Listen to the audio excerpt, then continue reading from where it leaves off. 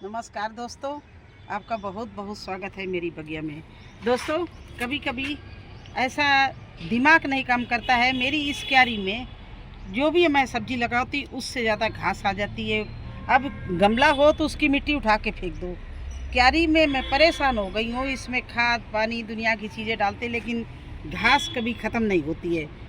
इस बार मैंने सोचा, ये देखिए मैंने प्लांट भी ख़त्म कर दिए कि इसमें हर बार बीज गिर जाता है, तो मैं इसमें क्यों ना आग लगा दूं। एक तो बीज भी जल जाएगा, दूसरे जो आग लगाएंगे तो उसकी राख है वो मिट्टी मिलेगी तो मिट्टी और अच्छी होगी। इसलिए आज मैं मजबूर होकर इसमें आग लगाने जा रही हूँ, क्योंकि इस घास ने मुझे इतना तंग कर रखा है कि मैं परेशान हो गई इसको संभालते संभालते। और ये इतनी ज़्यादा हो गई है कि मेरी कोई भी फसल नहीं होने देती है। बस इसमें घास ही घास नज़र आती है। हम लोग लगे रहते, निकालते, दूसरी दोबारा फिर हो जाती, क्योंकि इसमें इसका बीज पड़ चुका है। तो हमें अब सब्जियों के लगाने का टाइम आ गया है। सब्जी लगाने वाले हैं लेकिन ये घास ख़त्म ही नहीं होती है। इसी तरह से देखिए, एक तरफ पानी नहीं डालो तब भी देखिए हरी हरी घास ही दूबी तैयार हो जाती है। तो मेरे दिमाग में एक ही बात आई कि इसको जला ही दिया जाए। तो मैंने इसमें जो सब्जी थी उसको भी ख़त्म कर दिया।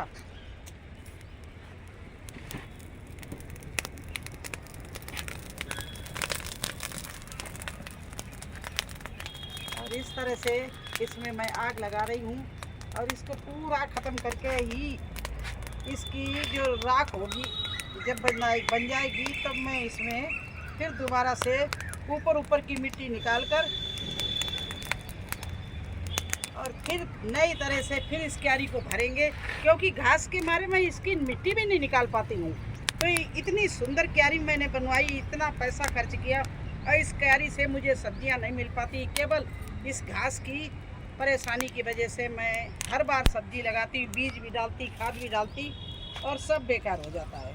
तो आज मैंने सोचा चलिए इसमें आग लगाऊं। अगर आप लोग भी इसी तरह से आग से, एक घास से परेशान है तो इस तरह से उसको जला दो। और जलने के बाद में क्या होगा कि इसका जो सीड गिरा है वो भी जल जाएगा। तो फिर हो सकता है आपकी मिट्टी शुद्ध हो जाए, जैसे मैं उम्मीद करती हूँ कि इसकी मिट्टी फिर ठीक हो जाए और दोबारा मैं इसमें कुछ कर सकूँ। ऐसे तो इसमें कुछ नहीं होता है, बस ऐसे ही परेशान रहती हूँ, क्योंकि इसका जो सीड है वो झड़ जाता है। सीड झड़ने से क्या होता है, दोबारा जैसे मैं कोई दूसरा प्लांट लगाती हूँ उसमें पानी डालती हूँ, खाद डालती हूँ और फिर से ये जम जाती है। और इस तरह से मैंने इस बार पानी डालना भी बंद कर दिया इसमें, और जो प्लांट थे वो भी हमारे सूख गए।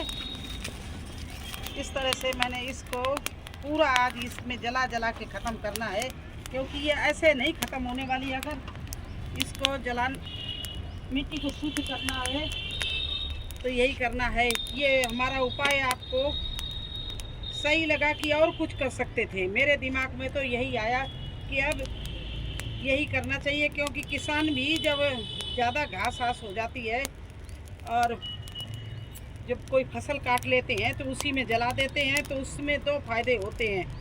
एक तो उनको ये जो गेहूँ मक्का घास जो काटी है तो उसको उठाना नहीं पड़ता। दूसरी बात है वो सब जल के मिट्टी को शुद्ध हो जाती, मिट्टी भी, और जो बीज उसका घास का पड़ा होता है वो भी जल जाता है। तो आज मैंने सोचा चलिए यही काम करते हैं। अगर आप लोग भी मेरी तरह से परेशान हो घास से तो इस तरह से कर सकते हैं, और मुझे कोई दूसरा उपाय नज़र नहीं आया। अगर आपके कोई नज़र में कोई दूसरा उपाय हो घास ख़त्म करने का तो बताना।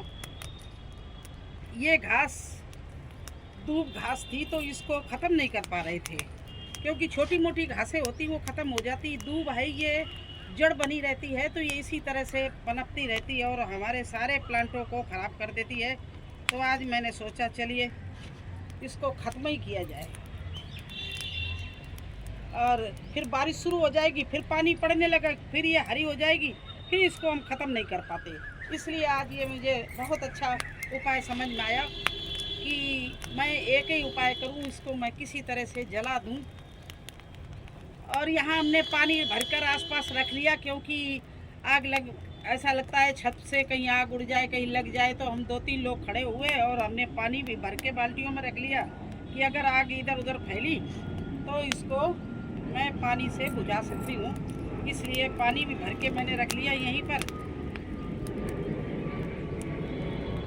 अब इसको क्या करेंगे, इसको छोड़ देंगे इसी तरह से।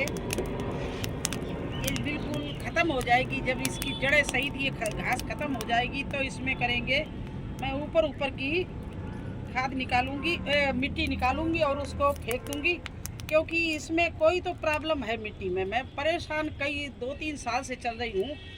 तब मेरे दिमाग में आया, अच्छा घास खड़ी रहती तो मिट्टी भी खुदाई नहीं कर पाते, कि जड़ों से इतनी मजबूत वो मिट्टी होती है कि मैं खोद नहीं पाती उसको। तो इसको मुझे आज यही सबसे आसान तरीका नज़र आया कि किसी तरह से इसको हम आग लगा के इसको ख़त्म करूं।